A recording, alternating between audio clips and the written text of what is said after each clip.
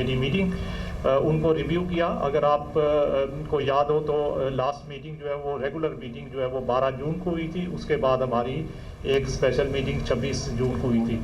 और इन दोनों मीटिंग्स के दौरान और अब तक जो इकनॉमिक डेवलपमेंट्स हुई हैं उनको कमेटी ने रिव्यू किया और उसकी लाइट में कमेटी ने पॉलिसी रेट के ऊपर डिसीजन किया। तो सबसे पहले मैं डिसीजन आपके साथ शेयर कर देता हूँ और उसके बेसिस पे शेयर कर देता हूँ।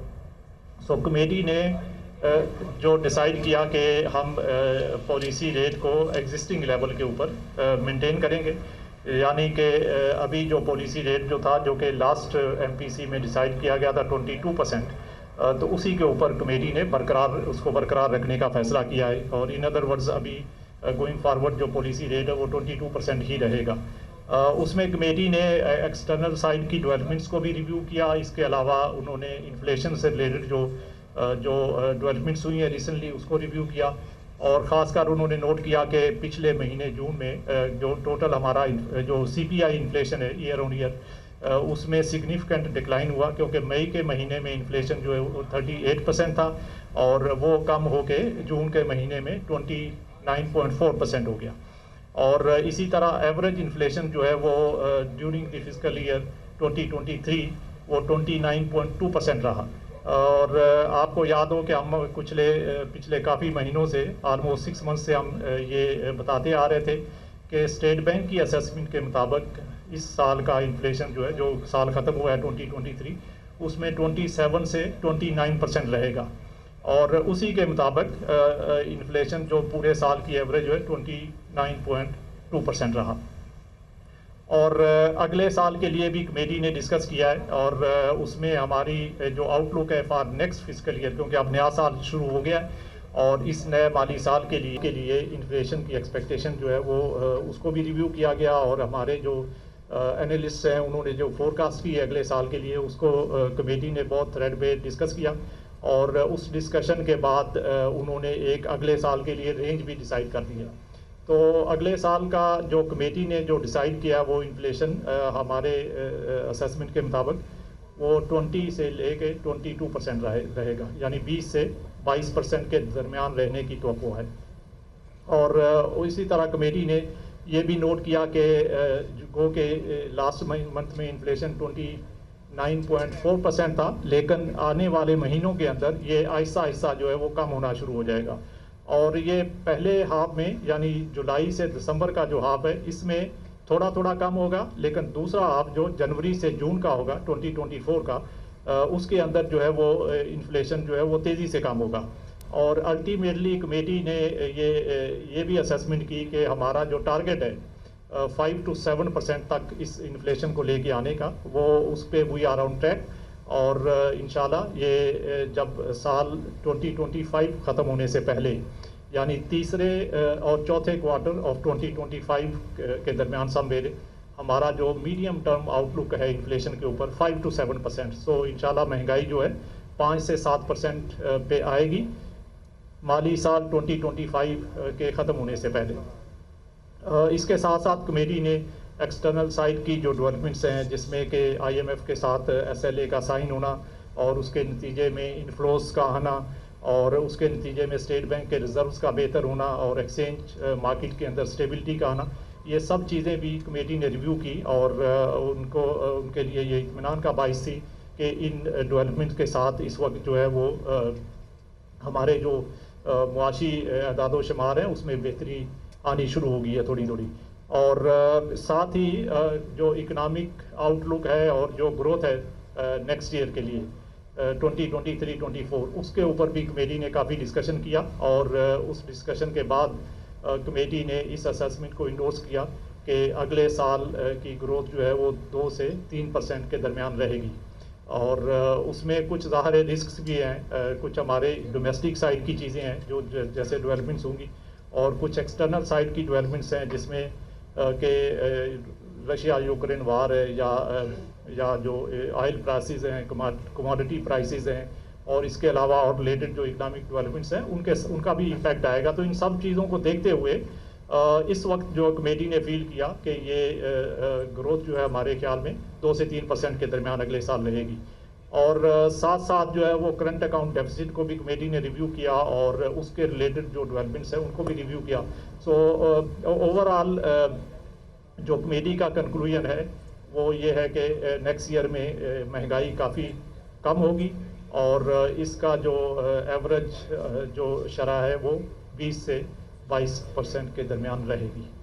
और साथ ही जैसा कि आपको पता है कि हम अपनी मॉनेटरी पॉलिसी की जो असेसमेंट है उसमें ये भी देखते हैं कि फॉरवर्ड लुकिंग बेसिस के ऊपर जो है वो रियल इंटरेस्ट रेट्स कहाँ पे रहेंगे। सो कमेटी ने ये असेस भी किया कि इस लेवल के ऊपर पॉलिसी रेट को मेंटेन करने के बाद हमारा रियल इंटरेस्ट रेट जो है वो will continue to be positive going forward on forward looking basis. So ये ब्रीफली कमेटी की असेसमेंट है जो मैंने आपके सामने रखी। अब आपके अगर कोई क्वेश्चन रिलेटेड होंगे तो मोस्ट वेलकम। क्वेश्चन लेने से पहले मैं आपसे रिक्वेस्ट करूंगा कि काइंडली अगर आप एक से ज़्यादा क्वेश्चन पूछना चाहते हैं तो 2 से ज़्यादा क्वेश्चन ना पूछें, कोई एक, और अपना कमेंट जो है वो उसको महदूद रखें। सो हम जी स्टार्ट करें। माइक लीजिएगा जी यस सॉरी नाम एक्सप्रेस न्यूज़ से हूँ। सर सवाल ये कि 23 जून रेगुलेशन जो थी इंपोर्ट से मुतालिक वो विड्रॉ कर ली थी, तो क्या उसका जो इफ़ेक्ट आना था वो मुकम्मल तौर पर एब्जॉर्ब हो गया है और एक जान हमारे अगेंस्ट और रिलीज हो रहे थे उसकी कुछ सूरत हाल बता दिएगा। करंट फिस्कल ईयर्स के अंदर जो हमारा फाइनेंसिंग का गैप होगा, फाइनेंसिंग किस तरह अरेंज होगी बता दें। जी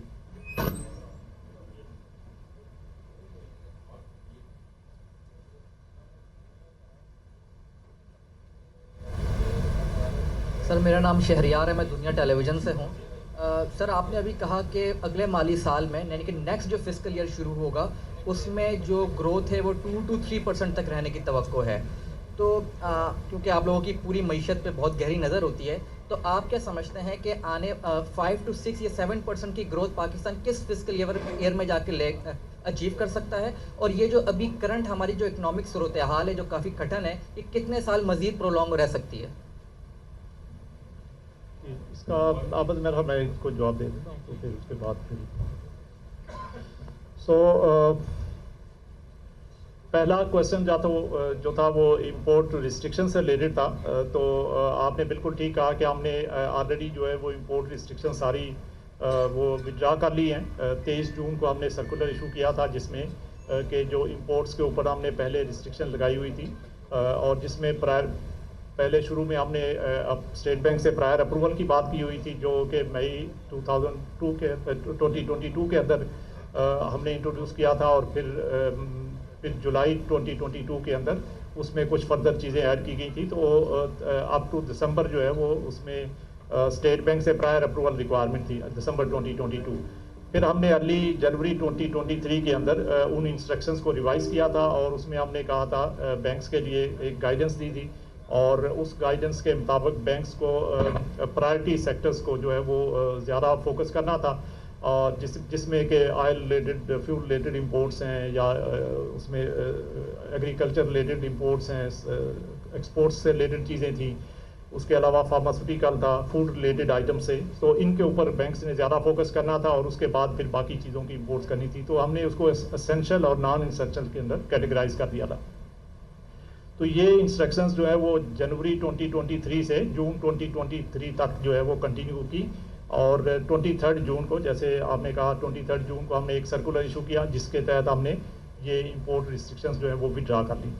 उससे पहले अगर आपको याद हो तो हमारी इससे रिलेटेड जो और इंस्ट्रक्शंस थी वो ये थी कि कुछ मार्जिन रिक्वायरमेंट्स थी कि कोई भी एलसी अगर ओपन होती है तो उसके लिए रिक्वायर्ड था कि बैंक्स के पास इंपोर्टर जो है वो मार्जिन रिक्वायरेगा और वो मार्जिन जो है वो 100% तक भी था काफ़ी सारे आइटम्स के अंदर। तो वो इंस्ट्रक्शंस हमने पहले ही विड्रा कर ली थी। तो इन अदर वर्ड्स इस वक्त इंपोर्ट से रिलेटेड जितनी भी हमारी रिस्ट्रिक्शंस थी वो स्टेट बैंक ने विड्रा कर ली है। Now it is between the bank and the customer. Customer bank के पास जाता है और बैंक को अपनी रिक्वायरमेंट देता है और कस्टमर के लिए वो रिस्क अगर एक्सेप्टेबल, बैंक के लिए अगर वो कस्टमर एक्सेप्टेबल रिस्क है और बैंक उसके कस्टमर के ऊपर एक्सपोजर लेना चाहता है तो वो ले सकता है। उसमें स्टेट बैंक से कोई फर्दर कंसल्टेशन नहीं रिक्वायर्ड। उसमें बैंक अपनी पोजीशन देखेगा, अपनी क्रेडिट पॉलिसी को देखेगा, अपना रिस्क एपिटाइट देखेगा और उस एग्जिस्टिंग कस्टमर के साथ अभी कितना एक्सपोजर उसने ऑलरेडी लिया हुआ है उसको देखेगा, और फिर उसकी लाइट में बैंक ये फैसला कर सकता है कि वो कस्टमर को उसने ये फर्दर फैसिलिटेशन अलाउ करनी है या नहीं करनी। तो इन केस एक बैंक नहीं करता तो कस्टमर दूसरे बैंक के पास भी जा सकता है। तो लेकिन जहाँ तक स्टेट बैंक का सवाल है तो स्टेट बैंक ने इंपोर्ट रिलेटेड रिस्ट्रिक्शन जो है वो सारी विड्रा कर ली। दूसरा जो आपका क्वेश्चन था एफएक्स रिजर्व से रिलेटेड, तो आपको याद है कि हमारे पास जुलाई के महीने में पोस्ट SLA एग्रीमेंट जो है वो काफ़ी सारे इनफ्लोज आए। हमारे रिजर्व जो 4.5 बिलियन पे थे शुरू में, जुलाई के शुरू में, तो वो उसमें सिग्निफिकेंट इंक्रीज़ हुआ है और 4.2 बिलियन के जो एडिशनल इनफ्लोज हमारे पास आए हैं, जिसमें 1.2 बिलियन जो हमारे पास IMF से जो ट्रांच आई थी, इसके अलावा 2 बिलियन जो है वो हमारे पास एक बायलैटरल फ्रेंडली कंट्री से आया और 1 बिलियन एक दूसरे कंट्री से आया। तो टोटल 4.2 बिलियन के हमारे पास एडिशनल इनफ्लोज आए हैं और जिसके बाद हमारे रिजर्व जो है वो 8.7 बिलियन पे चले गए थे। तो उसके साथ साथ हमारी जो एक्सटर्नल डेट पेमेंट्स जो ड्यू हो रही थी वो भी हम उनको डेट सर्विसिंग भी करते रहे। आपको पता है कि काफ़ी सारा हमारा डेट जो है वो जुलाई में ड्यू था, तो उस डेट को भी हमने पूरा रीपे किया है और उसमें टोटल कोई अराउंड 1.8 बिलियन की डेट सर्विसिंग हमने जुलाई के महीने में की है, जिसमें के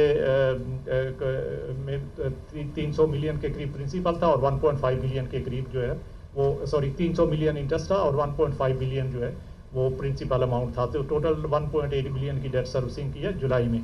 तो इस डेट सर्विसिंग के बावजूद हमारे रिजर्व में इस वक्त जो डिक्लाइन आया वो 500 मिलियन का है। तो इस वक्त हमारे पास 8.2 बिलियन डॉलर के रिजर्व्स हैं, डिस्पाइट द फैक्ट कि हमने सारी अपनी जो 1.8 के करीब जो जुलाई की डेट सर्विसिंग करनी थी वो सारे के सारे उस डेट को हमने सेटल कर लिया। सो गोइंग फॉरवर्ड जो हमारे रिजर्व्स में आपको पता है कि it will depend on the inflows and outflows. Outflows हमें पहले से पता है कि हमारे पास जो रीपेमेंट्स आनी है और उनको हमने सर्विस करना है, उसमें से कुछ ऐसे हैं जो रोल ओवर हो जाएंगे, कुछ जो है वो हमें रीपे करने हैं। साथ साथ हमने इनफ्लोज के मुख्तलिफ सोर्सेज भी गवर्नमेंट की तरफ से हमें जो इंटीमेट किए हुए हैं, गवर्नमेंट भी अपने मुख्तलिफ सोर्सेज के साथ इन कोऑर्डिनेशन वो एक्सप्लोर कर रहे हैं जहाँ जहाँ से इनफ्लोज आने हैं और उनको एक्सपीडाइट कर रहे हैं। सो उन इनफ्लोज और आउटफ्लोज को अकाउंट फॉर करने के बाद हमारे रिजर्व्स में इंशाल्लाह सिग्निफिकेंट इजाफा होगा, कमी नहीं आएगी। तो हमारा ख्याल ये है कि दिसंबर में हमारे रिजर्व्स इससे बेहतर होंगे और जून में उससे बेहतर होंगे। सो ये हम सारी डेट सर्विसिंग भी साथ साथ जो है वो ऑन टाइम करेंगे। जो लास्ट क्वेश्चन था ग्रोथ के ऊपर, तो हमारा ग्रोथ जो है वो ये अब कमेटी की असेसमेंट है, स्टेट बैंक की ऑब्वियसली टीम ने सारा उनको इनपुट दिया, डाटा प्रोवाइड किया, तो उसमें 2 to 3% की ग्रोथ फोरकास्ट की गई है और नेक्स्ट ईयर इससे बेहतर होगा और उससे आगे डिपेंड करता है कि कैसी हमारी जो है वो इकनॉमिक साइड की डेवलपमेंट्स होती हैं। तो ऑब्वियसली अगर हम एक्सटर्नल साइड के जो हमारे इश्यूज़ हैं उनको सक्सेसफुली पूरी तरह मैनेज करते हैं और उसमें सिग्निफिकेंट इम्प्रूवमेंट आती है तो ग्रोथ का मोमेंटम जो है वो ना सिर्फ कंटिन्यू रहेगा बल्कि इसमें इजाफा होगा। और हमारा यही फोकस है कि हम अपने ग्रोथ को जो है वो मेंटेन रखें और उसमें इजाफा करें, लेकिन एट द सेम टाइम हमें इनफ्लोज आउटफ्लोज और एक्सटर्नल साइड की डेवलपमेंट्स को भी देखना है। साथ साथ इन्फ्लेशन जो हमारा इस वक्त जो आपको पता है कि पहले तो रिसेंटली बहुत हाई लेवल पे था, अब डिक्लाइनिंग ट्रेंड है, तो इसमें भी हमें इसके ऊपर भी फोकस रखना है ताकि ग्रोथ जो है वो सस्टेनेबल हो। हमारा ज़्यादा फोकस ये है कि ग्रोथ का लेवल जो है वो सस्टेनेबल होना चाहिए, ना कि पास में जैसे हम 1-2 साल बहुत अच्छी ग्रोथ करते हैं फिर उसके बाद बहुत स्लो डाउन आ जाता है और हमारी इकानमी इतनी हीट अप होती है कि हमें फिर जो है उसको स्लो करने के लिए मेजर्स लेने पड़ते हैं। तो इम्पॉर्टेंट चीज़ ये है कि ग्रोथ में सस्टेनेबिलिटी हो, उसकी जो कंटिन्यूटी है उसको हम बरकरार रखें और उसके लिए जो एक्शंस रिक्वायर्ड हैं वो हम मॉनेटरी पॉलिसी साइड से अगर रिक्वायर्ड हैं तो वो लें, फिस्कल साइड से रिक्वायर्ड हैं तो वो लें, ताकि हमारी कंटिन्यूटी जो है वो बरकरार रह सके।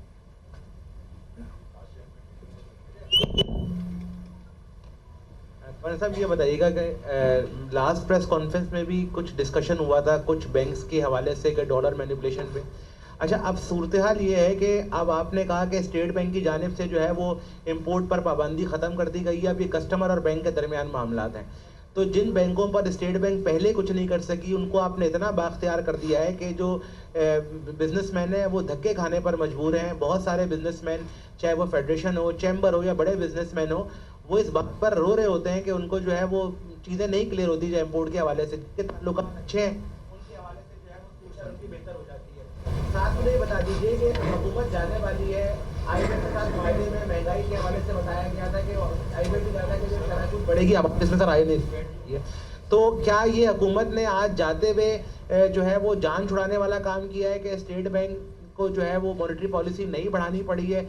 ये कोई पॉलिटिकल फैसला है? क्योंकि सब तो बाहर उम्मीद लगाए बैठे हुए थे कि आज भी शरह सूद में इजाफा होगा। बिलाल एहसन है, मेट्रो 1 TV चैनल से।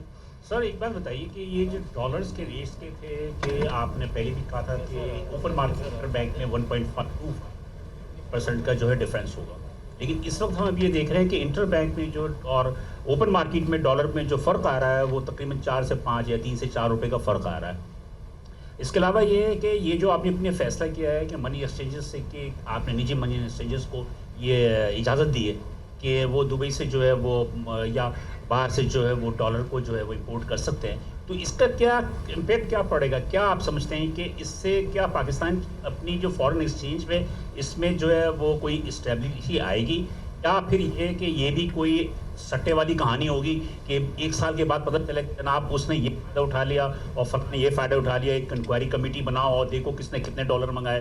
तो मतलब ये कि क्या सूरत हाल है ये। और दूसरी बात सर एक होता है कि हमें तो मुस्लिम मुल्क हमें शर्म आनी चाहिए कि हम सूद पे बात करते हैं कि कितने फ़ीसद सूद बढ़ेगा और कितने फ़ीसद सूद नीचे आएगा, शर्म का है हमारे लिए। लेकिन बात वो ये है कि क्या स्टेट बैंक ने एक मतलब स्टेटमेंट दिया था कि बिला सूदी जो मईशत है उसकी जानिब हम क्या बढ़ेंगे, या उस पर कुछ काम हो रहा है या नहीं हो रहा है? Thank you. नहीं बस मेरा इस पे मैं एक एक करके ज़रा बताता हूँ। पहले जो डॉलर से रिलेटेड जो रेट से रिलेटेड और इम्पोर्टर्स के प्रॉब्लम्स, सो देखें पहले ये इसके एक तो बात ये बहुत क्लियर है कि बैंक्स जो है वो अपनी मार्केट पोजीशन को देखते हुए कस्टमर को चार्ज करते हैं, लेकिन इसका मतलब ये नहीं होता कि कस्टमर को बिल्कुल जो है वो बैंक के रहमो करम पे छोड़ दिया जाए। तो उसके अंदर एक रीज़नेबल उनको जो है वो स्प्रेड जो है वो मेंटेन करना होता है, और उसी के ऊपर हमारा फोकस है। बैंक्स के साथ जो हम डिस्कशन भी करते रहते हैं कि उनका, क्योंकि बैंक जो है वो रिस्क ले रहा होता है और इस रिस्क का एक उनको जो है वो प्रीमियम चार्ज करना होता है, पर वो प्रीमियम मार्केट नॉर्म के मुताबिक होना चाहिए, विद इन रीजनेबल रहना चाहिए। तो मार्केट डिटरमिन्ड एक्सचेंज रेट का मतलब ये है कि जो चीज़ें जो डेवलपमेंट्स हो रही हो मार्केट से अलाइंड हो, कोई आउट ऑफ द मार्केट बहुत चीज़ें वो नहीं होनी चाहिए, क्योंकि अगर वो होगा तो इसका मतलब है कि उसमें स्पेकुलेशन का एलिमेंट है और वो उसको हम फिर जो है वो नहीं होने देंगे। लेकिन अगर मार्केट नाम के मुताबिक चीज़ें चल रही हैं तो दैन ये इससे बेसिकली ये मार्केट जो डेवलपमेंट्स उसी को अकाउंट फॉर करते हुए वो चीज़ों को आगे बैंक लेके चलते हैं। जो पॉलिसी रेट की बात है तो देखें, जो IMF रिलेटेड बात की गई है, तो IMF ने किसी जगह पे ये नहीं कहा हुआ कि पॉलिसी रेट इंक्रीज़ किया जाएगा। उन्होंने कहा कि हमारा मॉनेटरी पॉलिसी स्टांस जो है वो अग्रेसिव रहेगा और हम अग्रेसिव मॉनेटरी पॉलिसी स्टांस को मेंटेन करके चलेंगे। और इसीलिए अगर आप देखें कि हमारी जो इस वक्त जो पॉलिसी रेट है, हम उसको जब उसकी असेसमेंट करते हैं और उसकी फ्यूचर डायरेक्शन को डिसाइड करती है कमेटी, तो उसमें वो ये देखती है कि फ्यूचर जो है वो मार्केट की डेवलपमेंट्स क्या होने जा रही हैं और उसके साथ साथ जो है वो इन्फ्लेशन का आउटलुक क्या है। और ये एक डाटा ड्रिवन अप्रोच है जिसमें कि हम एक्सटर्नल सेक्टर के रिलेटेड डेवलपमेंट्स जो है उसको भी देखते हैं, इन्फ्लेशन और मॉनेटरी रिलेटेड जो डेवलपमेंट्स होती हैं उसको भी देखते हैं, और उसके साथ साथ इन्फ्लेशन रिलेटेड एक्सपेक्टेशंस जो है वो कंज्यूमर्स हमारे और बिजनेसेस जो है वो क्या सोचते हैं उसको भी देखते हैं। और इन सब चीज़ों को देखने के बाद मॉनेटरी स्टांस जो है वो कमेटी उसके ऊपर फैसला करती है। और आज की मीटिंग में कमेटी ने ये सब चीज़ें रिव्यू की और उसके बाद उसने ये डिसाइड किया कि फ़िलहाल जो हमारा मॉनेटरी स्टांस है और एग्जिस्टिंग जो पॉलिसी रेट है वो अलाइंड है विद द मार्केट फंडामेंटल्स, और हमारा स्टांस इस रेट पे ऊपर भी अग्रेसिव मॉनेटरी स्टांस है। अगर हम उसको कट करने की बात करते हैं तो वो शायद लूजनिंग ऑफ मॉनेटरी स्टांस होता है, बट क्योंकि हमने मेंटेन किया हुआ है और it is already at a very high level of 22%, और उसमें सब जो मॉनेटरी पॉलिसी और उससे रिलेटेड जो रिस्क हैं उनको कैप्चर किया गया है। और उसके साथ साथ जो है वो कमेटी ने अभी जो recent for instance fiscal side की या एनर्जी साइड के रिलेटेड जो गवर्नमेंट ने मेजर्स लिए हैं उसको भी असेस किया और उसका इम्पैक्ट भी असेस किया, और उसके बाद कमेटी ने डिसाइड किया कि इस लेवल के ऊपर रेट मेंटेन करके भी स्टिल फॉरवर्ड लुकिंग बेसिस पे हमारा जो रियल इंटरेस्ट रेट है वो पॉजिटिव रहेगा, तो उन्होंने उसके ऊपर इसको मेंटेन करने का फैसला किया। जो नेक्स्ट आपका क्वेश्चन था gap between the open market and interbank market, so वो 1.25% जो है वो हमने एग्री किया हुआ इस SLA में जो हमने अभी रिसेंटली IMF के साथ साइन किया, और उसको हम बहुत क्लोजली मॉनिटर करते हैं और उससे रिलेटेड जो भी डेवलपमेंट्स हो रही हैं उसको क्लोजली मॉनिटर करते हैं, और वी आर इंश्योरिंग के इस रिक्वायरमेंट को हम कंप्लाई करें। इसके साथ साथ हम जितनी भी दूसरी रिक्वायरमेंट्स हैं जो कि हमने एग्रीमेंट किया IMF के साथ उनकी कंप्लायंस के ऊपर भी हमारा पूरा फोकस है, और स्टेट बैंक की तरफ से इंशाल्लाह वी विल इंश्योर के जो कमिटमेंट्स हमने इंटरनेशनली की है उनके ऊपर हम पूरा उतरें और उन सब रिक्वायरमेंट्स को मीट करें। तो इसमें भी इंशाल्लाह we will be taking all the required actions to complete this requirement. जो लास्ट शरिया रिलेटेड बात है तो उसमें जैसा कि आपको ऑलरेडी पता है कि हमने एक हाई लेवल की स्टीयरिंग कमेटी बनाई हुई है जिसमें स्टेट बैंक के मेंबरान भी हैं, उसके अलावा एक्सटर्नल हमारे जो शरिया स्कॉलर्स हैं, और इसके अलावा जो है वो मुख्तलिफ और सेक्टर्स से रिलेटेड, बैंकिंग सेक्टर से रिलेटेड और दूसरे सेक्टर से रिलेटेड हमने उसमें मेंबर्स लिए हुए हैं।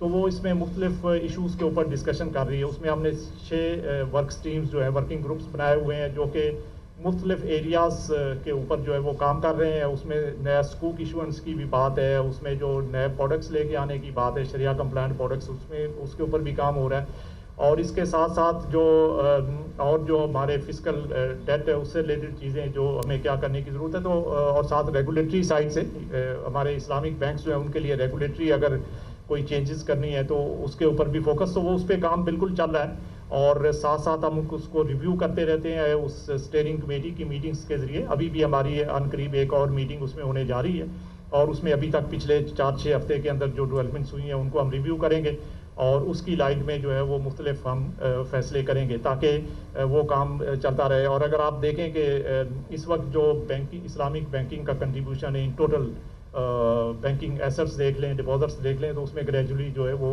इंक्रीज़ हो रहा है। और उसकी रीज़न यही है कि मार्केट जो है वो समझती है कि इसमें बहुत सारी डिमांड है इन प्रोडक्ट्स के लिए, और उन डिमांड्स को मीट करने के लिए बैंकिंग सेक्टर को अपना रोल प्ले करना है। So it's a market driven mechanism जहाँ पे कि बैंक्स उस डिमांड के लिए जो को मीट करने के लिए, क्योंकि कुछ कस्टमर्स ऐसे हैं जो कि शरिया कंप्लायंट प्रोडक्ट्स में डील करना चाहते हैं, तो उनकी रिक्वायरमेंट्स को मीट करने के लिए बैंक्स जो है वो मुख्तलिफ प्रोडक्ट्स जो है वो लेके आ रहे हैं। तो ये उसके अंदर हम इसमें बिल्कुल, मैंने पहले भी एक दफ़ा कहा था कि हम कोई फोर्स करने वाली अप्रोच अडॉप्ट नहीं करना चाहते। तो ये हमने इसको मार्केट में मैकेनिज़्म के साथ साथ लेके चलना है, और इसमें जो रेगुलेटरी साइड की जो सपोर्ट रिक्वायर्ड है और जो फैसिलिटेशन रिक्वायर्ड है वो स्टेट बैंक इसमें प्रोवाइड कर रहा है, और इसको हम इसको इसी तरह आगे लेके चलेंगे, और इसमें आप देखेंगे कि आने वाले वक्त में मज़ीद इसमें बेहतरी आएगी। जी, ये 5 साल का प्रोजेक्ट है, आपको पता है, और उसमें बिल्कुल उसके साथ साथ वो